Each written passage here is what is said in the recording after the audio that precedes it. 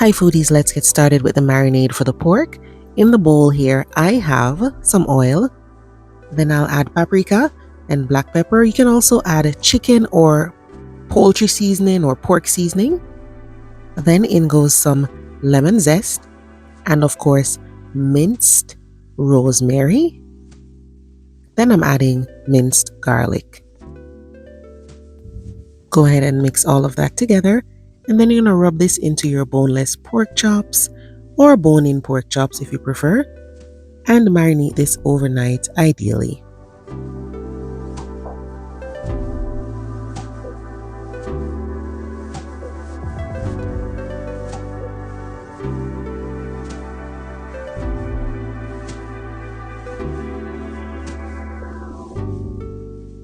The next day, you want to get some oil in a skillet, and then you're just going to sear the pork chops. So you can cook them for about 2 minutes on each side.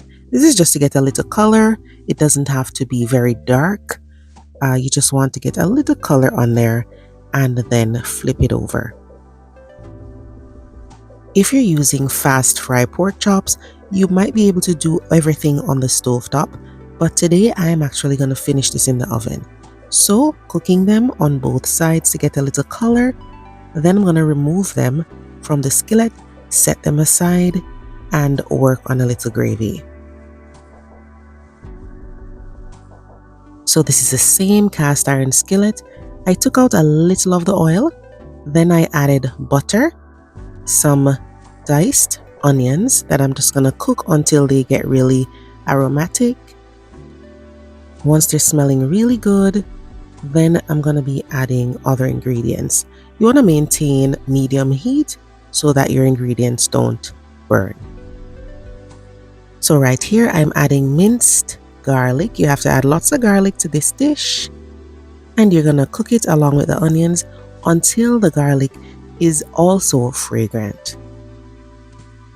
We are making a gravy here and we want to get it thickened. So right here, I'm stirring in some flour. So it's kind of like you're making a roux. It's just that the garlic and the onions in there too, okay? So stir all of that into the butter and the garlic and the onion.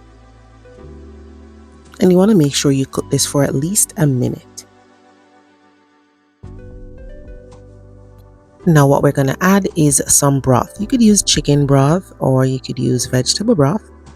Beef is okay, but it's a bit more overpowering, so I prefer not to use it in this dish. You can also add the juices that the pork chops are resting in right now. And then I added some lemon juice and a little honey just to balance out, that acidity.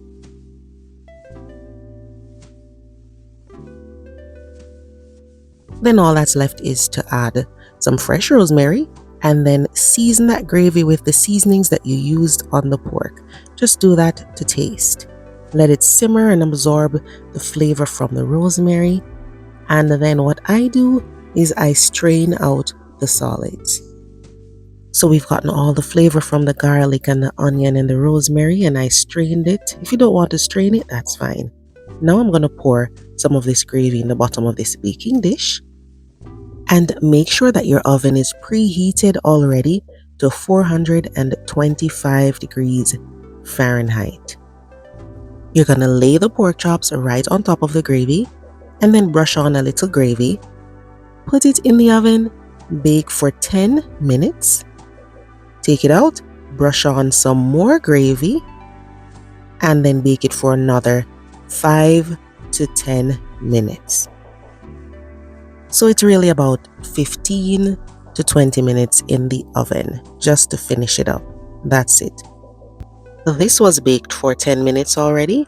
So I just took it out of the oven and now I'm brushing on more gravy and we're going to put it back in the oven for another 5 to 10 minutes.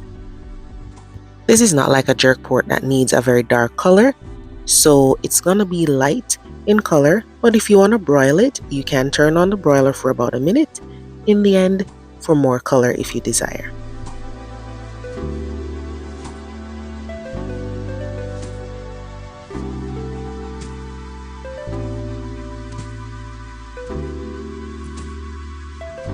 Here we go. Our delicious garlic rosemary pork is ready.